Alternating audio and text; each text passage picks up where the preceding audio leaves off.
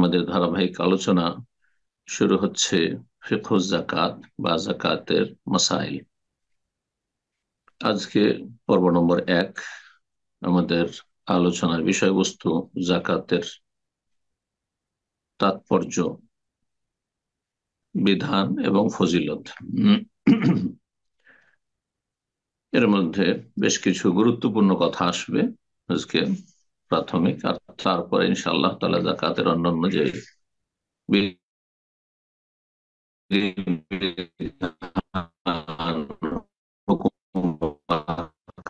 রয়েছে সব ইনশাআল্লাহ তাআলা আমরা আলোচনা করব। যে কিতাব থেকে আমরা আলোচনা করছি তাতে লেখক বলছেন কিতাবুজ যাকাত, এই অধ্যায় হচ্ছে যাকাতের, বা এই পর্ব হচ্ছে যাকাতের পর্ব। মানা যাকাতে ওয়া হুকমুহা ওয়া ফাদলুহা, যাকাতের অর্থ, তাৎপর্য, বিধান আর ফজিলত। যাকাতের শাব্দিক অর্থ, পারিভাষিক অর্থ এগুলো আসবে।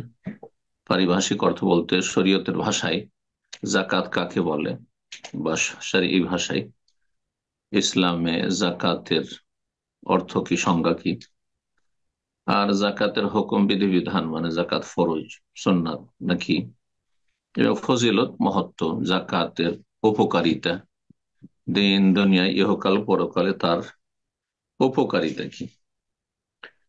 তো লেখক বলছেন যে আল্লাহ রাব্বুল আলামিন তার মনোনীত দ্বীনে ইসলামে বহুমুখী বিভিন্ন রকমের ইবাদত বন্দেগী মানব জাতির কল্যাণের জন্য প্রণয়ন করেছেন। আল্লাহর শরীয়তে বহুমুখী ইবাদত রয়েছে, ফরজও বিভিন্ন রকমের রয়েছে, আর যেগুলো সুন্নত নফল ইবাদত ফরজের অতিরিক্ত সেগুলো বিভিন্ন রকমের রয়েছে।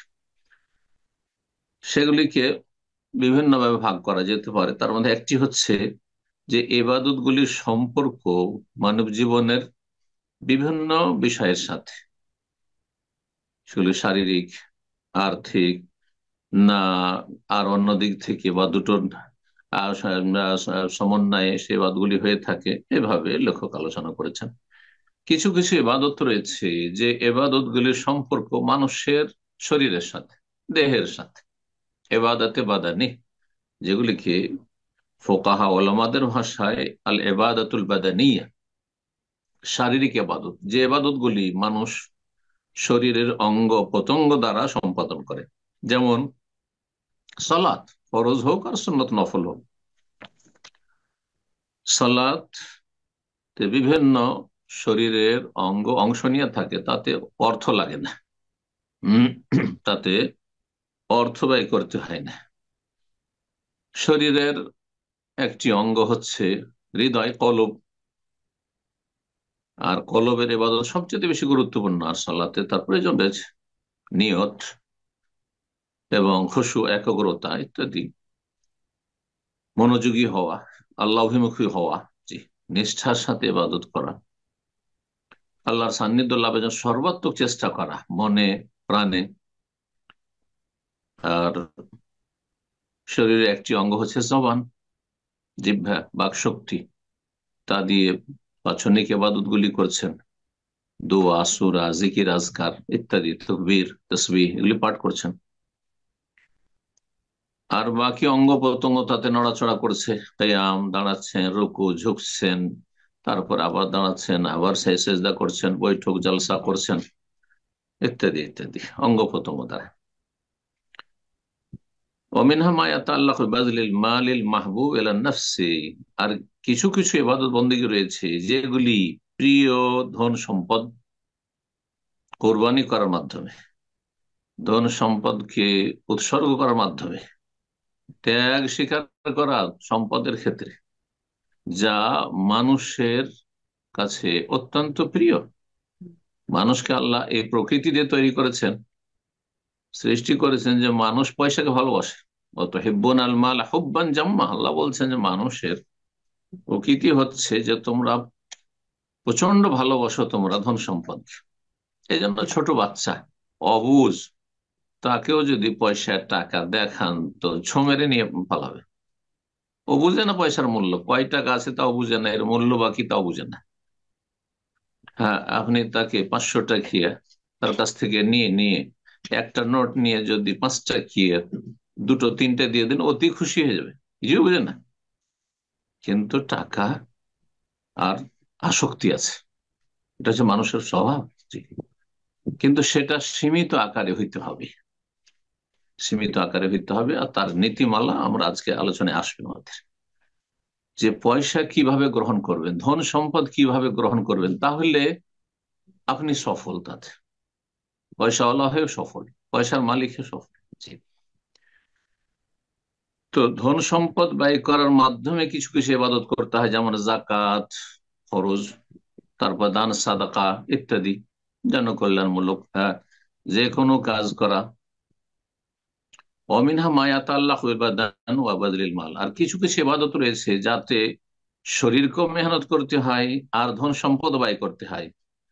কাল হজ্জে, যেমন হজ ওমরা, এরকম জিহাদ ফি সাবিলিল্লাহ, তাতে শারীরিক মেহনত লাগে আর আর্থিক, তাতে আর্থিক ভাবে তাতে অংশ নিতে হয়। অর্থ ছাড়া হয় না এগুলো কাজ। পয়সা না তাহলে হজ উমরা হবে না।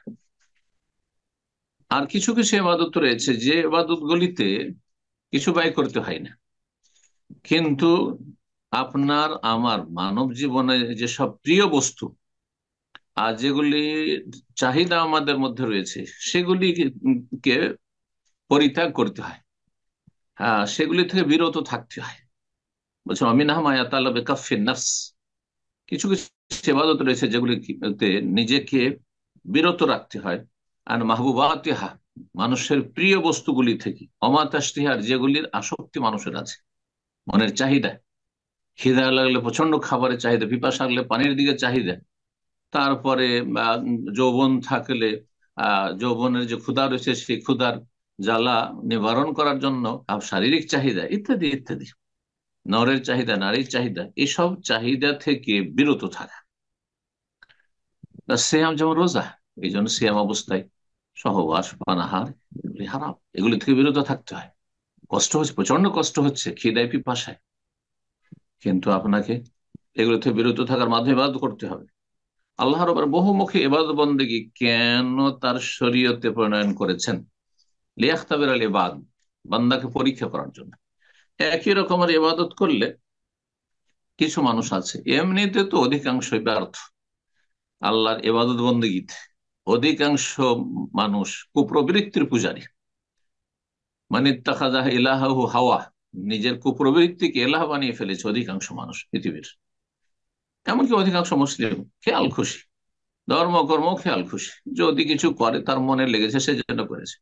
সে আল্লাহর আনুগত্য করতে হবে, রসুলের আনুগত্য করতে হবে, যেইভাবে যেই দিকে আল্লাহ টানছেন রসুলটা সেদিকে টান দিতে হবে, যেখানে থামতে বলে থামতে হবে, এইরকম কয়েক লোক পাবে না।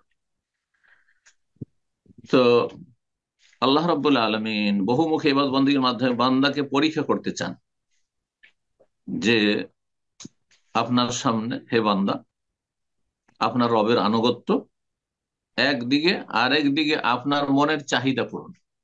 আপনি মনের চাহিদা পূরণ করছেন, শরীরের চাহিদা পূরণ করছেন, প্রবৃত্তির অনুসরণ করছেন, নাকি রবের বিধান অনুসরণ করছেন? আপনি কোনটি আপনার কাছে এক নম্বরে? এক নম্বরে আপনার ঘুম না সালাত? এক নম্বরে আপনার সিয়াম রোজা না ক্ষুধা নিবারণ? এক নম্বরে আপনার দুনিয়ার স্বার্থ নাকি হালাল হারামের বাছাই? আর তার বহুমুখী এবাদত এই জন্য আল্লাহ দিয়েছেন আরেকটি রহস্য, যে প্রত্যেক মানুষের জন্য সবকিছু সহজ নয়। এক শ্রেণীর মানুষ হয় তাদের জন্য অর্থ ব্যয় করা খুব সহজ, কিন্তু আমরা শারীরিক মেহনত পরিশ্রম তাদের জন্য একটু কঠিন। এজন্য তারা ওই রাস্তা দিয়ে কিছু ইবাদত করে আসুক, দান সাদকা বেশি করতে পারছে, কিন্তু সুন্নত নফল পড়তে একেবারে, তার সলাতে জিকির আজকারে মন লাগে না হয়তো, গাফিলতি, কিন্তু দান সাদকা ভালো করতে পারছে। আর এক শ্রেণীর লোক আছে, কৃপণতা খানিকটা আছে, ওর কাছে নফল তাহাজ্জুদ যা নেবেন নেন, কিন্তু পয়সা খরচ করতে পারছে না। যদিও ফরজ অবশ্যই করে যেতে হবে, কম পক্ষে ফরজ মুসলিম জীবনে থাকতে হবে। এইরকমই রোজা, অনেকের জন্য রোজা রাখা সহজ, অনেকের জন্য রোজা রাখা কঠিন। জি। তো যাতে করে প্রত্যেক ধরনের এবাদত থেকে কিছু অংশ আপনি নিতে পারেন। আর ফরজটা অবশ্যই নিতে হবে, গ্রহণ করতে হবে, যতটা আল্লাহ ফরজ করেছেন বাধ্যতামূলক। আর বাকি সুন্নত নফল যে যতটা পারেন যে ময়দান থেকে। কেউ বেশি রোজা, বেশি নফল রোজা বাড়াচ্ছেন, কেউ বেশি নফল দান সাদকা বাড়াচ্ছেন, কেউ বেশি নফল নামাজ সালাত জিকির আজকার বাড়াচ্ছেন, ইত্যাদি ইত্যাদি। কেউ বেশি নফল হজ উমরা করছেন। জি। তারপরে লেখক আরেকটি বিষয় উল্লেখ করে, যেটা একটু আগে ইঙ্গিত করলাম, যে ধন সম্পদ আমরা সবাই চাই, ভালো মানুষও চায়, খারাপরাও চায়। কিন্তু ধন সম্পদ আমাদের জন্য উপকারী না অপকারী? আর সবসময় উপকারী, সবসময় অপকারী তাও না। কখন উপকারী হবে আর কখন অপকারী হবে, কখন আপনার আমার ধন সম্পদ আপনার জন্য আমার জন্য লাভজনক হবে ইহকাল পরকালে, আর কখন ক্ষতি সাধন করবে, সর্বনাশ করবে, তিনটি শর্ত যদি বিদ্যমান থাকে, তাহলে হ্যাঁ, সম্পদওয়ালা ব্যক্তি, পয়সাওয়ালা ব্যক্তি তার দ্বারা উপকৃত হবে ইহকাল পরকালে। এক নম্বর শর্ত হচ্ছে যে আপনার আমার ধন সম্পদ যেন হালাল হয়। দুই নম্বর হচ্ছে যে ধন সম্পদ উপার্জন করতে গিয়ে যাতে করে আল্লাহ এবং রসুলের আনুগত্য থেকে আপনি বেরিয়ে না যান, পুরোপুরিও বেরিয়ে না যান। পয়সা হয়েছে সেজন্য কাফের নাস্তিক, হ্যাঁ, আর শির বেদাতে লিপ্ত, কপট, পেট পূজারি, আর ধন সম্পদ হয়েছে সেই জন্য আপনি বিভিন্ন পাপে জড়িয়ে যাবেন, এমনটা যেন না। আল্লাহর আনুগত্য, রাসূলের আনুগত্য থেকে যেন ধন সম্পদ আপনাকে বহিষ্কৃত না করে দেয় বা অপসৃত না করে দেয়। তিন নম্বর শর্ত হচ্ছে ধন সম্পদ তখনই উপকারী হবে যখন তাতে আল্লাহ যে হক নির্ধারণ করে সেই হক আদায় করবে। আপনার আমার ধন সম্পদে একটি হক হচ্ছে আল্লাহর হক, ফকির মিসকিন বা যাদের, যারা হকদার, জাকাত, জাকাতের পরে কিছু দান সাদকা করা। আর একটি হক হচ্ছে যে ফরজ ব্যয় বহন করা। জি। স্ত্রীর ভরণ পোষণ, ছেলে মেয়েদের ভরণ পোষণ, ভাই বোন নাবালক রয়েছে তারা স্বাবলম্বী, তাদের ভরণ পোষণ, বাবা মা বৃদ্ধ হয়ে গেছে অথবা তাদের আর্থিক অভাব রয়েছে, তাদের ব্যয় ব্যয় বহন, এগুলি ফরজ। এগুলি আল্লাহর হক আদায় করে। এগুলি যদি না করেন তাহলে আপনার ধন সম্পদ কোনো কাজে আসবে না, বরবাদ করবে আপনাকে, ধ্বংস করে দিবে। আল্লাহর হক আদায় করতে হবে ধন সম্পদের ক্ষেত্রে। আল্লাহর হক, ধন সম্পদ আল্লাহর হক আদায় করার একটা দিক হচ্ছে যে আপনার পয়সা শেষের জন্য আপনি অপচয় করবেন, যেখানে ইচ্ছা সেখানে খরচ করবেন না, সেটা মধ্যম পন্থা অবলম্বন করে খরচ করতে হবে। জি। তাতে যেন অপচয় অপব্যয় না হয়, শয়তানের ভাই না হয়ে যান। এবং আপনি যেমন হালাল উৎস থেকে উপার্জন করবেন হালাল ক্ষেত্র, তেমনি হালাল জায়গায়, বৈধ জায়গায় খরচ করবেন, আপনি হারামে খরচ করবেন না। আপনার পয়সা সেই জন্য আপনি বিড়ি সিগারেট খাবেন, মদ খাবেন, আপনি শুকুরের গোস্ত খাবেন, হ্যাঁ, আপনি সুদি কারবার করবেন, আপনি ইত্যাদি ইত্যাদি। না না না, আপনাকে ইনকাম করতে হবে হালাল সোর্স থেকে, আর খরচও করতে হবে হালাল জায়গায়। এখন জাকাতের অর্থ বলছেন, জাকাতের শাব্দিক অর্থ হচ্ছে আন্নামা ওয়া জিয়াদাত, প্রবৃদ্ধি, বেশি হওয়া, বেড়ে যাওয়া। তো জাকাতকে জাকাত কেন বলা হয়? জাকাত দিলে ধন সম্পদ বেড়ে যায়, বাহ্যিক দেখলেন কমে গেল, কিন্তু তাতে এমন বারাকা হয় বিভিন্ন দিক থেকে। ধন সম্পদ বরকত হয়, মানুষের অন্তরও বরকত হয়, ইমানেও বরকত হয়, মানুষের মানব জীবনে সুস্থতার বরকত নেমে আসে, মানসিক শান্তির বরকত নেমে আসে, পারিবারিক শান্তি নেমে আসে, বরকত নেমে আসে, তো বৃদ্ধি পায়। আর জাকাতের আরেকটি অর্থ লেখক উল্লেখ করেননি, সেটি হচ্ছে জাকাত, হ্যাঁ, তাজকিয়া থেকে, মানে পরিশুদ্ধি, জাকাত তাথির, পবিত্রতা। তো জাকাত দিলে মানুষের ধন সম্পদও যেমন হারাম থেকে পবিত্র হয়, তেমনি মানুষের অন্তর কৃপণতা থেকে, সংকীর্ণতা থেকে, আর ছোট মন থেকে পবিত্র হয়। জি। মানুষের মন উদার হয়, যত বেশি দান খেরাত করবেন, যত বেশি আল্লাহর সন্তুষ্ট যেন খরচ করবেন, যত বেশি আপনি ফরজ ব্যয় বহনগুলি করবেন আপনি উদারতার সাথে, তত বেশি দেখবেন যে আপনার মনটা পাক পবিত্র হয়েছে, শান্তি পাচ্ছেন আপনি, বাপ মাকে দিয়ে শান্তি পাচ্ছেন আপনি, স্ত্রীকে আপনি যথাযথ খরচ দিয়ে ভরণ পোষণ দিয়ে শান্তি পাচ্ছেন আপনি, ছেলে মেয়েকে আপনি যথাযথ খরচ দিয়ে আপনি শান্তি পাচ্ছেন, ভাই বোনদেরকে আপনি প্রতিপালন করে নাবাল করেছে, আব্বার সাথে সহযোগিতা করেছেন, তাতে আপনি শান্তি পাচ্ছেন, এতিমের প্রতিপালন করে আপনি শান্তি পাচ্ছেন, যেই শান্তিগুলো অন্যরা পায় না। বখিল কৃপণ যারা বিলাসিতার জীবন যাপন করছে, তাদের জীবনে কি যে আল্লাহর আযাব, মানসিক শারীরিক আযাবের শেষ নেই তাদের। জি, অশান্তির শেষ নেই তাদের। পারিবারিক জীবন তাদের অশান্তি, মানসিক অশান্তি, শারীরিক অশান্তি, বহুমুখী আল্লাহর আযাব তাদের জন্য রয়েছে, দুনিয়াতে আখেরাতে আযাব রয়েছে। জাকাতের তাহলে দুটো অর্থ, একটা হচ্ছে পবিত্রতা আর একটি হচ্ছে বৃদ্ধি হওয়া।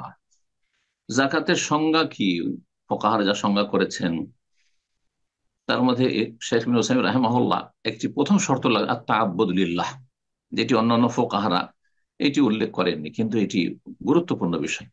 আপনি জাকাত দিচ্ছেন কিসের জন্য? আল্লাহর ইবাদত বন্দী করার জন্য, আল্লাহর গোলামি প্রকাশ করার জন্য। আত-তাআব্বুদ আল্লাহর গোলামি প্রকাশ করা কিসের মাধ্যমে? বেআদায় হকিন ওয়াজিবিন, ফরজ হক আদায় করার মাধ্যমে, ফরজ হক আদায় করার মাধ্যমে। তাহলে জাকাত হচ্ছে ফরজ হক, এই যে আল্লাহর হক, আল্লাহর অধিকার। জি, ওয়াতু হাক্কাহু ইয়াওমা হাসাদিহি, পশুরের ক্ষেত্রে, খাদ্যদ্রব্যের জাকাতের ক্ষেত্রে আল্লাহ বলছেন যে তোমরা ফসলের হক আদায় করে দাও ইয়াওমা হাসাদ, যেদিন কেটে মেরে নিয়ে আসবে। ফিমালিন খাসিন, বিশেষ সম্পদে, তাহলে সব সম্পদে নয়, বিশেষ বিশেষ কি সম্পদ রয়েছে সেগুলিতে জাকাত রয়েছে, সেগুলো বিস্তারিত আলোচনা আসবে ইনশাআল্লাহ। কার বিশেষ সম্পদে? সবার না, গরিবের নয়, হ্যাঁ, অভাবের নয়, ঋণী ব্যক্তির না, লেতায়েফাতিন মাখসুসা, নির্দিষ্ট একটা গোষ্ঠীর ধন সম্পদে। হ্যাঁ, বিশিষ্ট একটা গোষ্ঠী যারা নেশাবে পৌঁছেছে, হ্যাঁ, সাহেবে নেশাব হয়েছে, তাদের ধন সম্পদে জাকাত ফরজ। ফি ওয়াক্তিন খাস, সব সময় গোটা বছর না, ফি ওয়াক্তিন খাস, বিশেষ সময়। আপনার যদি স্বর্ণ থাকে, চাঁদি থাকে, অথবা যা কারেন্সি টাকা পয়সা থাকে, তাহলে আপনার বছরে একবার হালাল হাউল। আর যদি ফসল হয় তাহলে যখন যখন ফসল উঠে আসবে, জি, খেজুর কিশমিশ সেগুলি যখন বাগান থেকে সেগুলি নিয়ে আসবেন ঠিক এইভাবে। জাকাত কখন ফরজ হয়েছে? বলছেন ফরিজাতে জাকাত ফি মাক্কা। এ বিষয়ে দ্বিমত রয়েছে। একদল বলছেন মদিনায় ফরজ হয়েছে, মানে সংক্ষেপে মদিনায় শুরু থেকে শেষ পর্যন্ত সংক্ষিপ্ত বিস্তারিত সব মদিনায় ফরজ হয়েছে। কিন্তু কিছু কিছু আয়াত রয়েছে জাকাতের কথা যাতে উল্লেখ করা হয়েছে, আর সে আয়াতগুলি বা সূরাগুলি মক্কি সূরা, যার ফলে দ্বিতীয় মতটি বেশি শক্তিশালী। তা হচ্ছে জাকাতের প্রাথমিক ফরজিয়াত, প্রাথমিক ফরজ জাকাত হয়ে গেছিল প্রাথমিকভাবে ফরজ মক্কাতুল মোকাররমায়, সংক্ষেপে। হ্যাঁ, যে মুমিনরা জাকাত দিয়ে থাকে, জাকাত শব্দটি এসেছে সেসব আয়াত, বিভিন্ন আয়াত রয়েছে। কিন্তু বিস্তারিত জাকাতের মাসাইল, জাকাতের যে বিস্তারিত আলোচনা যা এসছে, নেশাব, আর কারা জাকাত পাবে, কাদের জাকাত নেওয়া হবে ইত্যাদি, এসবগুলি বিধান মদিনা হিজরতের পরে দ্বিতীয় হিজরিতে নাযিল হয়েছে, যেমন দ্বিতীয় হিজরিতে সিয়াম ফরজ হয়েছে। তাই বলছেন যে ফরিজাতে জাকাত ফি মক্কা, মক্কায় জাকাত ফরজ হয়েছিল, মানে প্রাথমিক। আম্মা তাকদির ও নেশাবিহা, কিন্তু তার নেশাবের পরিমাণ, মানে সর্বনিম্ন একটা পরিমাণে পৌঁছিলে তখন জাকাত ফরজ হবে, এটা নেশাব। অবায়ানুল আমওয়াল আল্লাতী তুযাক্কা, কোন কোন ধন সম্পদে কি ধরনের সম্পদে জাকাত লাগবে। অবায়ানু মাসারিফাহা, আর এর খাতগুলি কি, কোন কোন ক্ষেত্রে সেই জাকাতগুলি ব্যয় করবেন।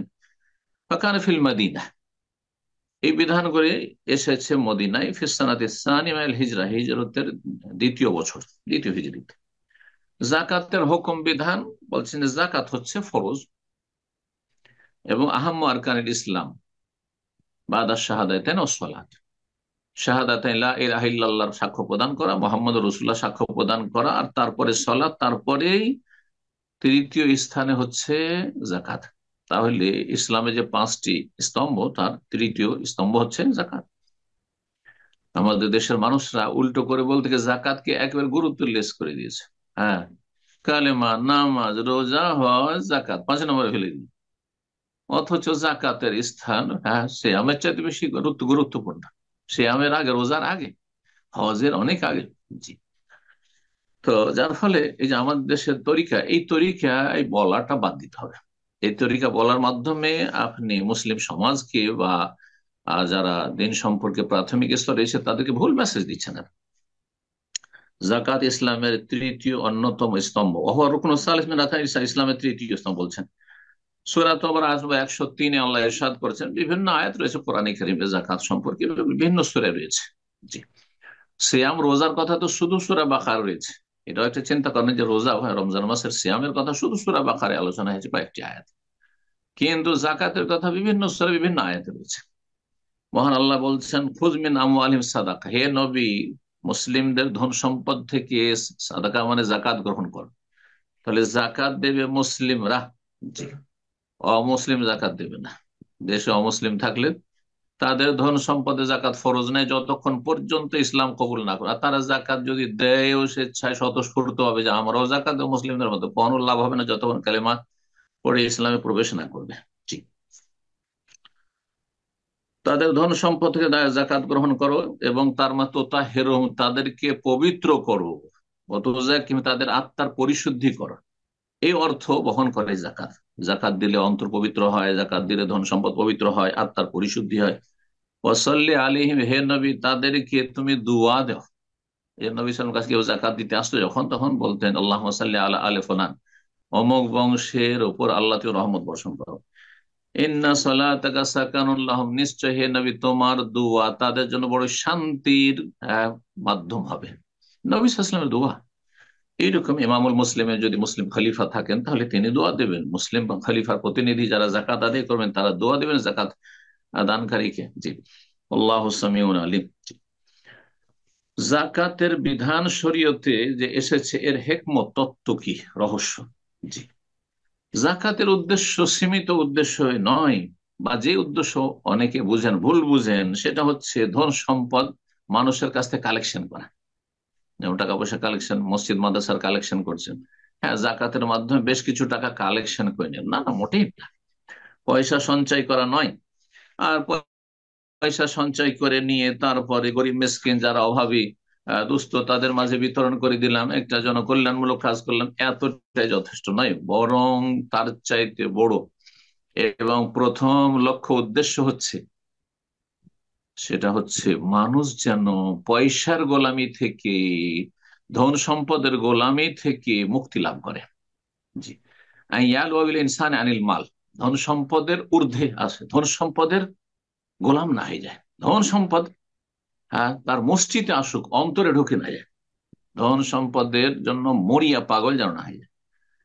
লিয়াকুনা সাইয়্যিদান লাহু, যাতে করে ধন সম্পদের মালিক হতে পারে, লা আবদাল্লাহ, ধন সম্পদের যেন গোলাম না হয়, পূজারি না হয়, পেট পূজারি না হয়। অমিনহনে জাআতিজ যাকাতুল তুযাক্কিয়াল মাউতি ওয়াল আখিরা ওয়া তুতাহিরুহুমা, এখান থেকেই মানে এই রহস্য থেকে জাকাতের বিধান এসেছে শরীয়তে, যে জাকাত দা তার আত্মার পরিশুদ্ধি হবে। জাকাত এমনকি অভাবী মানুষ যিনি গ্রহণ করছেন তারও আত্মার পরিশুদ্ধি হবে, যে আল্লাহ রাব্বুল আলামিন এই জাকাত ফরজ করেছেন আমার কল্যাণের জন্য। রবকে স্মরণ করবে, রবের বড় অনুগ্রহ এহসান যে যারা বিত্তবান সচ্ছল তাদের উপর জাকাত ফরজ করেছেন যাতে করে আমাদের এই প্রয়োজনগুলি মিটে এবং আমাদের অভাব দূর হয়। জাকাত দিলে ধন সম্পদ বাহ্যিক যদিও মনে হচ্ছে কমে গেল, কিন্তু আসলে কমে না। বলছেন জাকাত ওয়াইন কানা ফি যাহিরিহা নাফসুন মিন কামিয়াতিল মাল, জাকাত দিলে বাহ্যিক ধন সম্পদের পরিমাণ মনে হচ্ছে কমে গেল, কারণ 100 টাকায় আপনি 2.5 টাকা দিলেন, শতকরা 2.5 টাকা, 40 টাকায় 1 টাকা দিলেন তো কমলো। লাকিন আসার ওয়াহা জিয়াদাতুল মাল বারাকাতান, কিন্তু তার, হ্যাঁ, সুপ্রভাব হচ্ছে যে ধন সম্পদে বরকত বৃদ্ধি পায়। আর তার সাথে জিয়াদাতুল মালে কামিয়াতান, ধন সম্পদ বাহ্যিকও বৃদ্ধি পায়, কারণ যারা ধন সম্পদ থেকে জাকাত ঠিকভাবে আদায় করে তাদের বিভিন্ন দিক থেকে বরকত হয়, ধন সম্পদে বাহ্যিকও বরকত হয়। এবং তার সাথে সাথে এমন এমন, হ্যাঁ, দুর্দিন থেকে আল্লাহ রক্ষা করেন, যার যে সেসব দুর্দিনে পড়লে, দুর্ঘটনার শিকার হলে আর বালা মুসিবতের শিকার হলে বহু টাকা সেখানে চলে যেত। ওয়াজিয়াদাতুল ইমান ফি কলবি সাহিবিহা, এবং জাকাত দিলে যে ব্যক্তি জাকাত দাতা তার অন্তরে ইমান বৃদ্ধি পায়। ওয়াজিয়াদাতুন ফি খুলুকিল কারীম, আর তার দানশীলতার উত্তম যে চরিত্র সেটা বৃদ্ধি পায়। কারণ যে যত বেশি দান করবে তার দানশীলতা আরো বাড়বে, তার উদারতা আরো বাড়বে, তার মনটা আরো মানে শান্তি পাবে। বলছেন যে সুতরাং জাকাত হচ্ছে ত্যাগ স্বীকার করা, হ্যাঁ, আর দানশীলতা এবং প্রিয় বস্তুকে উৎসর্গ করা, প্রিয় বস্তুকে দান করা। কার জন্য? ওর চাইতে প্রিয় বস্তু হাসিলের জন্য।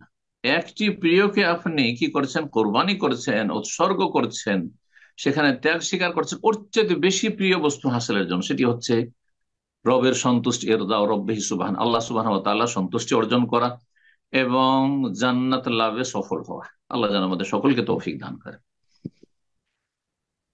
ধন সম্পদ যে আল্লাহ দিয়েছেন, ইসলামে ধন সম্পদের যে সম্পদ ব্যবস্থা বা অর্থ ব্যবস্থা যেটিকে বলা হয়, ইসলামী অর্থনীতি, এই ক্ষেত্রে প্রথম আমাদের ধন সম্পদ সম্পর্কে সঠিক ইসলামিক বিশ্বাস থাকতে হবে। সেটা হচ্ছে ধন সম্পদের মূলত মালিক আমি আপনি না। ইয়াকুম আলা আসাসিল ইতিরাফ, এটা আপনি অন্তর থেকে মেনে নেবেন, স্বীকার করবেন। আর আপনি জবানেও কথাও স্বীকার করবেন বেআন্নাল্লাহ ওয়াহদাহু আল মালিকুল আসিলিল মাল, যে সত্যিকার অর্থে ধন সম্পদের মালিক একমাত্র আল্লাহ। আল্লাহ এই ধন সম্পদের মালিক, আমার হাতে দিয়েছেন, আমানত দিয়েছেন। ওয়াল্লাহু সুবহানাহু ওয়াহদাহুল হক ফি তানজিম কাজিয়াতিত তামাল্লুক, এবং আল্লাহ রাব্বুল আলামিন একমাত্র ধন সম্পদের আপনি যে মালিক হবেন, কেমন ভাবে মালিক হবেন, এটা আপনার জন্য কিভাবে বৈধ হবে ধন সম্পদ, সেটাও আল্লাহর বিধান থেকে আপনাকে নিতে হবে। এগুলো যে পয়সা আসলেই হলো, আরে পয়সা আসলেই হলো, এটা চলবে না। পয়সা যেইভাবে আল্লাহ গ্রহণ করতে হবে সেই পথ দিয়ে গ্রহণ করতে হবে, অন্য পথ অবলম্বন করা যাবে না। তারপরে ইজাবুল হকুক ফিল মাল, ধন সম্পদে বিভিন্ন হক অধিকার আল্লাহ যে ধার্য করেছেন সেটা আপনাকে মেনে নিতে হবে, যে আমার কোনো ইখতিয়ার নেই, যেইভাবে আল্লাহ ভাগ বন্টন করেছে ওইভাবে আগে ভাগ বন্টন করে দিতে হবে। এই জন্য নিজের ধন সম্পদ হস্তক্ষেপ করে ছেলেদেরকে দিয়ে চলে গেলেন, মেয়েদেরকে বঞ্চিত করলেন, কোনো ছেলেকে বেশি দিলেন, কোনো ছেলেকে কম দিলেন, কোনো স্ত্রীকে কম কম দিলেন, কোন স্ত্রীকে বেশি দিলেন, চলবে না, চলবে না।